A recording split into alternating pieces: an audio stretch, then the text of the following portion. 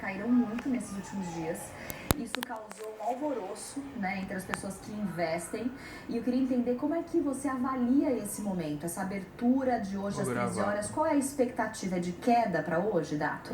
Sem dúvida, mas a abertura ou o comportamento no início do pregão de hoje é aquilo que a gente chama de um ajuste técnico. Essa queda já aconteceu. Ela já se materializou quando a gente olha o principal ETF, o principal fundo passivo que replica o índice da Bolsa Brasileira, que é o EWZ. Essa queda chegou a ultrapassar os 10%. Tem variação cambial nisso, então a gente imagina que o pregão comece com um fluxo vendedor muito grande e uma correção, um ajuste de queda muito agudo. O que houve tanto nas bolsas lá fora quanto o que tende a ser replicado aqui é um movimento de realização, ou de proteção até, eu diria, de lucro, dado uma materialização da escalada do coronavírus, além daquilo que vinha se esperando, uma vez que a China foi, diga-se de passagem, altamente eficiente na contenção. Quando a gente vê aquela mobilização, a velocidade de construção de hospitais, as quarentenas, as cidades sendo tratadas com as pessoas dentro de casa, isso é de um nível de eficiência operacional na contenção de dano muito grande. Quando você começa a jogar isso para outros países, evidentemente é de difícil capacidade de ver replicar esta mesma eficiência, e aí crescem as tensões sobre até onde isso pode ir. Quer dizer, a gente pode então ter uma abertura com uma queda agora que vai se estabilizando ao longo do dia, é isso? Não, o que vai acontecer depois, se você encontrar alguém que sabe... Eu queria saber a futurologia. Você me conta. Sabe, porque as pessoas estão muito preocupadas, tem muita gente falando que essa semana vai ter muita queda, principalmente os investidores iniciantes, agora que a gente tem um fluxo muito grande de gente entrando na Bolsa de Valores brasileira por conta da Selic tão baixa. Quem está começando ou já investiu em ações está muito preocupado, né? Como que a gente pode encarar? E é um bom momento, talvez, né, Dato, para entender se a gente tem estômago para investir em ação. É um processo educacional importante. Uma das coisas que a gente mais repetiu ao longo do último ano é que ciclos de alta muito forte são destruidores de senso de realidade e de humildade, né? A pessoa precisa compreender exatamente qual é a sua capacidade de absorver oscilações, porque quando o mercado oscila bruscamente para cima, ninguém reclama. E a oscilação, ou seja, o componente de volatilidade dos ativos em bolsa é inerente ao processo. Para quem está iniciando a jornada em renda variável, é fundamental que se compreenda que limitar o horizonte de tempo, ou seja, esperar grandes resultados no curto prazo, é uma distorção primária. Então, quem entrou com essa expectativa entrou errado. E aí essas pessoas tendem sim a sofrer mais do que aquelas que compreendem que os choques acontecem e se dissipam no tempo. Tomar uma decisão hoje, na abertura do pregão, até durante o dia, em meio a um fluxo tão grande, usando uma expressão que eu trabalho às vezes com o time, quando a gente está analisando o fluxo, eu digo, não adianta tentar conter um tsunami munido de uma caneca. Simplesmente não dá, o fluxo atropela. Existe uma correção natural, isso não é brasileiro, o mundo tem uma gordura acumulada, resultados acumulados que são naturalmente protegidos em momentos de choque, e é isso que o mercado vai ver. Tem o componente educacional, que é fundamental. A pessoa tem que compreender, em primeiro lugar, reserva de emergência nunca pode ir para a bolsa, nunca, nem aqui, nem em lugar nenhum do mundo. A necessidade, a disponibilidade de liquidez de cada indivíduo é diferente, então não existe uma bala de prata, uma solução mágica ou um comportamento padrão. O que um pregão como hoje demanda, e a gente fala, evidentemente por ter vivido vários momentos ao longo dos anos de crise como essa, é racionalidade, é não tomar uma decisão assustado no meio do fluxo, ou pior ainda, entender que você pode ir contra o fluxo. momento para isso. Dato, a gente tem visto o coronavírus sacudir os mercados há várias semanas, no exterior e no Brasil também como reflexo, e a gente vai sentindo esse movimento cada vez mais forte por conta desse momento específico. A gente tem um caso no Brasil que ainda não foi totalmente confirmado, precisa de uma contraprova de uma pessoa infectada. Como o nosso mundo é muito globalizado e o trânsito é muito globalizado, é bem claro que em algum momento o Brasil vai ter alguns casos de coronavírus. E isso não é para fazer alarde, não é para ninguém desesperar. Mas o quanto do coronavírus dentro do Brasil afeta mais ou de forma diferente o nosso mercado financeiro? O mercado financeiro não é um bicho separado, né? Não é um monstrinho ali, ele é parte do ecossistema da economia real, inclusive os ativos que ali estão são todos ativos ligados à economia real. Nós acabamos, hoje, quarta-feira de cinzas, conclui-se o carnaval, período em que a gente recebe turista do mundo inteiro com zero de atuação preventiva na imigração. Existe um período aí em que o vírus fica incubado, pelo que se desenhou, pelo que as estatísticas do mundo afora apontam, de 14 dias. Entendo que seja natural e consequente que apareçam outros casos.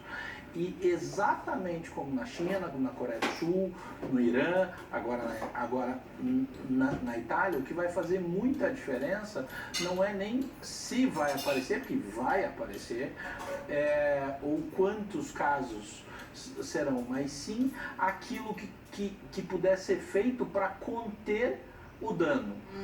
Não é se teremos um problema, teremos um problema.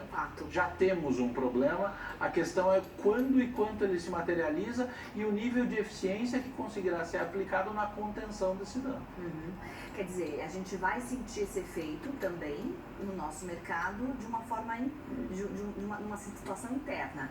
Fora o que afeta os mercados exteriores aqui, essas especulações todas. A gente já sente, existe uma questão de enquanto o mundo faz uma pausa para, em lugares específicos, agir na contenção do crescimento do que poderia ser caracterizado como uma pandemia, e aí epidemia, pandemia, depende de que lado da moeda você quiser estar, você vai usar a semântica adequada ao seu discurso. Mas o ponto é o seguinte, enquanto a economia em vários lugares do mundo faz uma pausa, você tem cadeia de suprimentos, você tem uma série de coisas, e que é interessante, né? Quando a primeira reação ao coronavírus foi que ele seria um processo, ele teria impacto, por exemplo, desinflacionário. Porque ele era na China, então a China, todo o mundo depende da demanda e da atividade chinesa. Se você tem uma retração na atividade chinesa, você tem menos demanda, os preços devem cair. Aí a coisa continua crescendo. E a gente começa a olhar que pode impactar a cadeia de suprimento. Então o que era um choque de demanda pode virar um choque de oferta. E se virar um choque de oferta, você tem preço subindo. Então ao invés de ser desinflacionário, ele passa a ser inflacionário. Ou seja, a grande verdade é que muito pouco se sabe de para onde vai estruturalmente. Quanto mais rápido os agentes globais, a Organização Mundial da Saúde, os grandes países, né, os centros de pesquisa, tecnologia e desenvolvimento, forem capazes de apontar uma solução eficiente na contenção dessa escalada, menor será o impacto nas economias mundiais e, por consequência, no mercado brasileiro. Ainda é um grande choque que tende a se dissipar com o tempo. Agora, a cada dia que passa, o choque fica maior e a inércia para se voltar maior. Imagina que a economia global é um grande transatlântico, daí você vem e freia ele numa velocidade muito brusca. Ele não volta a navegar na velocidade que ele estava antes, ele sai da inércia, tem que acelerar novamente. Então, este período inercial será maior e mais doído na mesma proporção em que se conseguir endereçar e controlar os impactos e o crescimento do coronavírus. A gente conversava no final do ano passado, a gente falou várias vezes sobre isso no final do ano passado, sobre uma expectativa de desaceleração econômica global. Natural, por conta dos ciclos econômicos, a guerra comercial também impactando e outros fatores externos. Chegou agora o começo do ano, entra o coronavírus em cena, com essa freada brusca no transatlântico que você acaba de falar. Né? Isso não estava no script. Né? A gente vai ter uma desaceleração global e uma queda no crescimento econômico fato para 2020, e isso atinge todo mundo, inclusive o Brasil, obviamente. O 2020 parece que está em setembro já. Nossa, porque a mesma sensação. O ano começou sob a ótica geopolítica e da atividade, com o ataque norte-americano ao Irã, o assassinato do Qassem Soleimani, crescimento das tensões no Oriente Médio, de repente veio o coronavírus e tudo isso. Se o coronavírus conseguir ser contido como um choque, efetivamente, o que acontece? A tendência é que as expectativas dos agentes movam no tempo aquela atividade que estava prevista para 2020. Imagine que o calendário da atividade global passasse a começar em 1º de maio e não em 1º de janeiro. Então você tem um choque, você move a atividade para frente, que é exatamente esse ciclo dessa volta inercial. Quão longe isso vai ser, ainda é muito difícil precisar. Mas o ponto está dado que existe um choque que já consumiu uma parte relevante da atividade no primeiro trimestre. Difícil, para não dizer impossível, como a gente está no fim de fevereiro, que isso não seja sentido duramente no segundo trimestre. Mas ainda, de novo, ainda é um grande choque. A gente ainda não tem, existem sim, eu já disse aqui várias vezes, eu não sou daqueles que defendem bancos centrais com superpoderes, mas a realidade fática é que os pacotes de estímulos capitaneados pelos bancos centrais surtem em diversos momentos efeitos de estímulo em atividade econômica em grandes mercados. Então, pacotes de estímulo muito robustos, por exemplo, nos Estados Unidos, que tem um espaço de taxa de juros importante, com a China, que pode fazer isso tanto fiscal quanto via juro, tendem a aumentar a velocidade da dissipação desse choque ao longo do segundo semestre. Para isso, toda essa história tem que estar contida. Quer dizer, não tem previsão disso acontecer. Isso que você está falando, dessa intervenção, não tem uma previsão em calendário, por exemplo? Não, e assim, a dependência dos bancos centrais na dinâmica estrutural econômica vem sendo tão profunda na última década, que não é nenhuma intervenção, é mais um ciclo de ação dos bancos centrais, é quase que um rito ordinário. Deu um problema, chama os grandes bancos centrais que eles resolvem.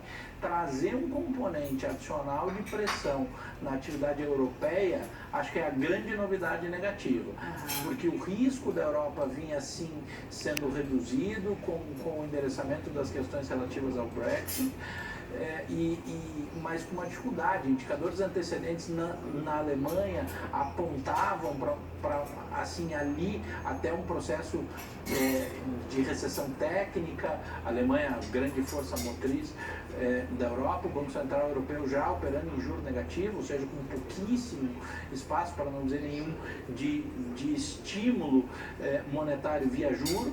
Então tem um desenho aí, esse componente da aceleração e de um eventual choque mais profundo na Europa, acho que é a grande variável. Enquanto isso tivesse numa relação, vamos dizer, entre Estados Unidos e China, são dois gigantes com armas para lutar de maneira eficiente contra um choque. A Europa já está estruturalmente fragilizada, com menos munição, e isso pode ser um componente a ficar bastante alerta. Como eu disse, a gente tinha revisto a projeção de PIB em menos 0,15 no Brasil em 2020 por conta do primeiro ciclo, deixando ressalvado que era a partir das informações que se tinham naquele momento. Enquanto a gente conversa aqui, passa por mais uma revisão dentro da Eleva na perspectiva de atividade interna, para que aí a gente consiga compreender o que esperar. Não dá para imaginar que a gente vai passar incólume como economia. Não somos uma ilha, somos um país de uma estrutura muito grande, dependente de commodities, com uma relação intrínseca muito profunda com a atividade global. E com a China especificamente, esse segundo trimestre vai ser impactado por conta dessa desaceleração natural do primeiro trimestre, e a gente tem um ano de eleições, com um calendário de reformas, temos talvez um quebra-cabeça, né, Dato? A gente já não estava construtivo com o calendário de reformas para esse ano. A gente já achava que era um ano de difícil evolução na agenda de reforma. Nem administrativa? A administrativa é aquela que a gente apontava alguma chance de aprovação. Administrativa e tributária são duas questões de altíssima sensibilidade, dado o calendário, dado o programa, dada a necessidade de apoio financeiro aos estados. Endereçar as questões tributárias nesse momento é muito sensível. O próprio teto de gastos dificulta, graças a Deus, a expansão de gasto público federal. Existe, por exemplo, um pedaço da dívida dos estados muito grande, avalizado pelo Tesouro, ou seja, se os estados não tiverem dinheiro, o Tesouro tem que pagar, tem que encontrar espaço orçamentário para isso.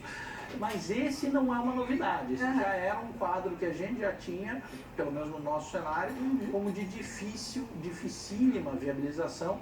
Nós não tínhamos, nós atribuímos quase zero de probabilidade a reforma tributária, com uma probabilidade baixa a reforma administrativa. Então, esse quadro para a gente não muda.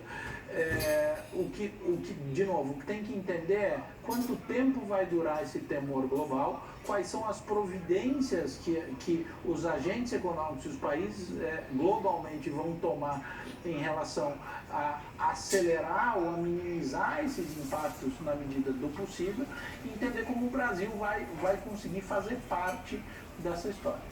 Bom, é o que a gente vai seguir acompanhando. Muito bom conversar com o Adeodato Volpi Neto, estrategista-chefe da Eleven Financial. Dato, obrigada mais uma vez. Um prazer estar aqui, obrigado. E a gente, claro, vai acompanhando. Lembrando que o mercado hoje abre às 13 horas, horário de Brasília. A gente segue com as notícias aqui no Band News. Agora são 10 horas e 27 minutos, um rápido intervalo. Eu volto rapidinho com mais notícias.